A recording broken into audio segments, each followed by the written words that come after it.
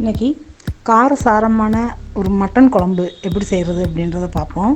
இது வந்து இட்லிக்கு, சாப்பாட்டுக்கு, தோசைக்கு, சப்பாத்திக்கு இப்படி எதுக்கு வேணாலும் வச்சு சாப்பிட்லாம். ரொம்ப டேஸ்ட்டாக இருக்கும். வாங்க எப்படி செய்கிறதுன்னு பார்ப்போம். இப்போ குக்கர்லேயே இதை செஞ்சுருவோம். குக்கரில் இருந்தால் ஈஸியாக வேலையும் சீக்கிரம் முடிஞ்சிடும். இதுக்கு வந்து நான் 1 கப்பு நல்லெண்ணெய் ஊற்றியிருக்கேன்.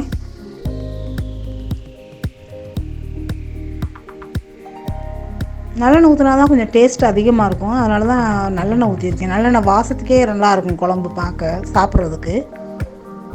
எண்ணெய் நல்லா சூடாகட்டும். இதில் 2 இலை பிரிஞ்சி இலை 2 போட்டிருக்கேன். 2 பட்டை,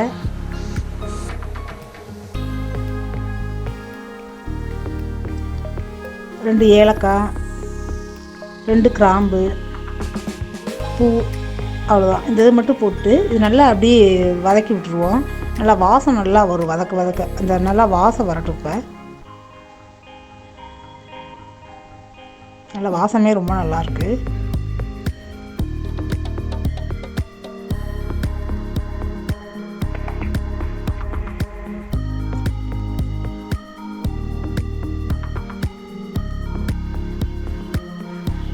இதோட சின்ன வெங்காயம் 1 கப்பு பொடியாக கட் பண்ணி வச்சுருக்கேன். சின்ன வெங்காயம் எவ்வளோக்களோ நம்ம நிறையா போடுறோமோ அவ்வளோக்களோ குழம்பும் நல்லாயிருக்கும். குழம்பும் கொஞ்சம் நமக்கு உண்டனை கிடைக்கும். அதனால தான் சின்ன வெங்காயம் கொஞ்சம் நிறையா 1 கப்பு கட் பண்ணி வச்சுருக்கேன். நல்லா அந்த சின்ன வெங்காயம் நல்லா வதக்கி விட்டுருவோம்.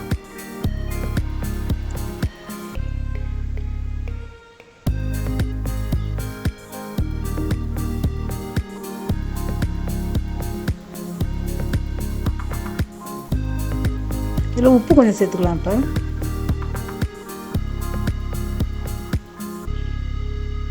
நல்லா பொன்னிறமாக வர்ற வரைக்கும் நல்லா வதக்கிடணும்.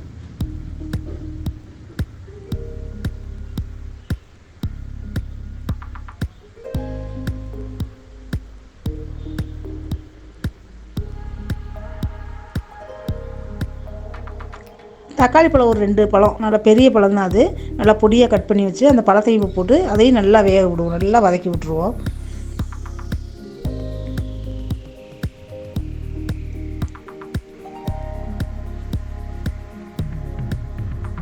நல்லா வதங்கிருச்சு.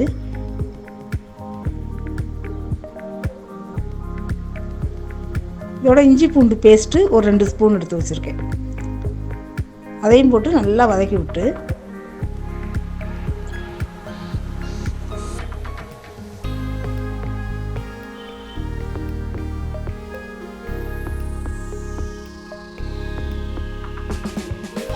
இந்த பச்சை வாடையெல்லாம் போட்டோம் அந்தளவுக்கு நல்லா வதக்கி விடணும்.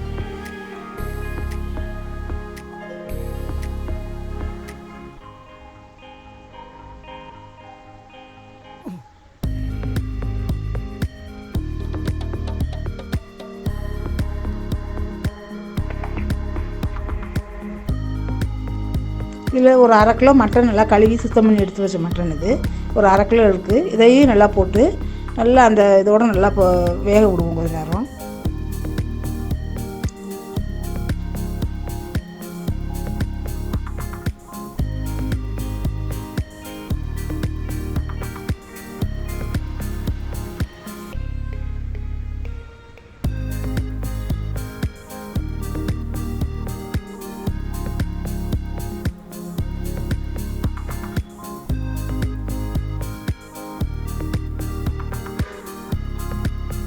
கொஞ்சம் இதில் மஞ்சத்தூள் ஒரு 1/2 ஸ்பூன் சேர்த்துக்கலாம்.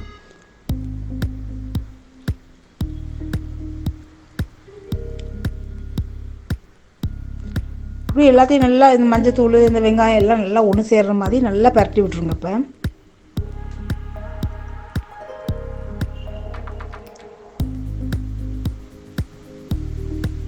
நல்லா எல்லாத்தையும் பரட்டி விட்டாச்சு. இப்போ தண்ணி வந்து நல்லா கொஞ்சம் நிறையாவே குழம்பு மாதிரி தான் வைக்க போகிறோம். அதனால் தண்ணி கொஞ்சம் கூடவே இந்த கறியெல்லாம் முங்குற அளவுக்கு இப்போ தண்ணி கொஞ்சம் நிறையாவே ஊற்றிக்கலாம்.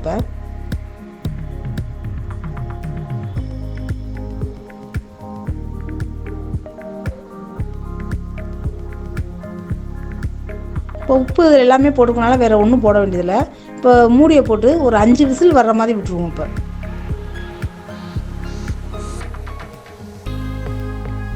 இப்போ விசில் வரட்டும், ஒரு 5 விசில் வரட்டும்.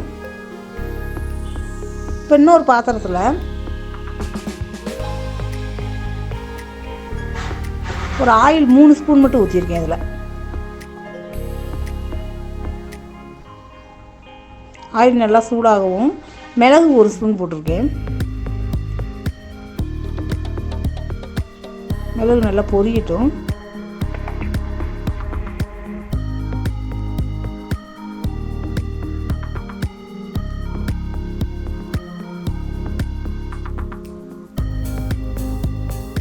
இதோட சோம்பு 1 ஸ்பூனு, சீரகம் 1 ஸ்பூன் போட்டிருக்கேன். இது 3மே நல்லா அப்படியே பொரிஞ்சு வரட்டும். இப்போ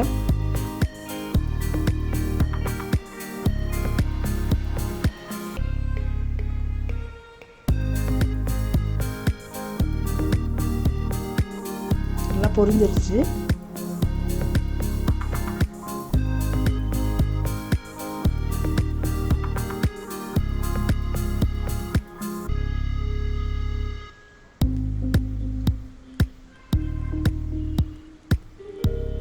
இதோட ஒரு 4 ஸ்பூன் மல்லி சேர்த்துருக்கேன், பச்சை மல்லி. நல்லா மல்லியும் நல்லா வறுக்கட்டும், நல்லா பொரியட்டும். இதோட ஒரு 10-12 பச்சை வர மிளகா சேர்த்துருக்கேன். வர மிளகாவும் நல்லா வறுத்துக்கலாம். வறுத்துட்டு இதை அப்படியே ஒரு கிணத்துல எடுத்து வச்சுருவோம். எடுத்து வச்சு ஆறவும் நல்லா மிக்சியில் போட்டு அரைச்சி எடுத்து வச்சுக்குவோம். அதை இந்த மல்லி மிளகாலாம் சேர்த்ததுனால நமக்கு குழம்பும் நல்லா கொலகொலப்பு கிடைக்கும். நல்லா வறுத்தாச்சு, அப்படியே எடுத்து வச்சுருவோம். இப்போ விசில் வந்துருச்சு.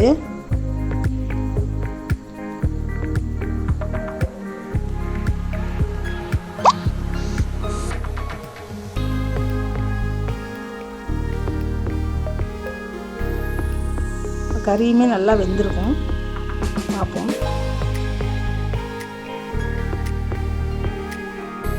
கறி நல்லா வெந்திருக்கு. இப்போ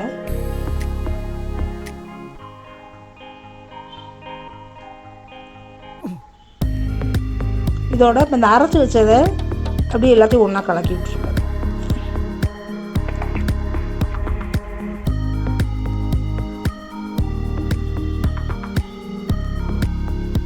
அதையும் நல்லா ஒன்று சனாப்பில் கிண்டி இப்போ நல்லா கொதிக்க விடணும். அந்த மல்லி மிளகா வாடையெல்லாம் போகிற அளவுக்கு நல்லா கொதிக்கட்டும்.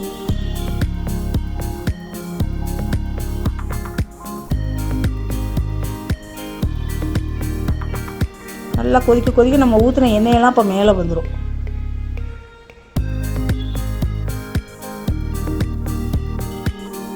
குழம்பே நல்லா காரசாரமாக இருக்கும். சாப்பாடு கூட வச்சு சாப்பிட்றதுக்கு ரொம்ப டேஸ்ட்டாக இருக்கும். நல்லா கொதிக்கட்டும். கொதிக்க வரையில் இந்த மிளகா வாடையெல்லாம் போகட்டும். இதோட 1 கப்பு தேங்காய் எடுத்து அரைச்சி வச்சுருக்கேன், அதையும் ஊற்றிடுவோம். தேங்காய் ஊற்றினதுக்கப்புறம் ரொம்ப கொதிக்க விடக்கூடாது. அதனால தான் முதலே நல்லா கொதிக்க விட்டுறணும். தேங்காய் ஊற்றினதுக்கப்புறம் சும்மா ஒரு 2 கொதி வந்தால் போதும். இப்போது 2 கொதி மட்டும் வரட்டும். உப்பெல்லாம் இருக்கா என்னன்னு பார்த்துக்கல. நான் ஏற்கனவே உப்பெல்லாம் போட்டிருக்கேன் அதில்.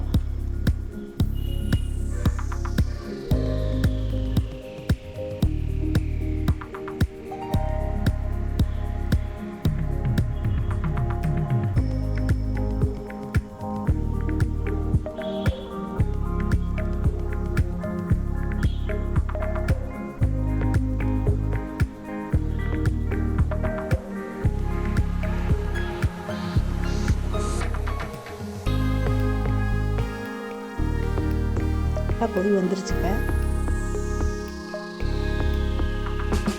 நல்லா கொதிக்க குழம்பும் நல்லா கெட்டியாயிடும். ஏன்னா மல்லி இதெல்லாம் நம்ம வறுத்து போட்டுருக்கிறதுனால நல்லா குழம்பும் ஓரளவுக்கு கொலகொலப்பு அதிகமாக இருக்கும்.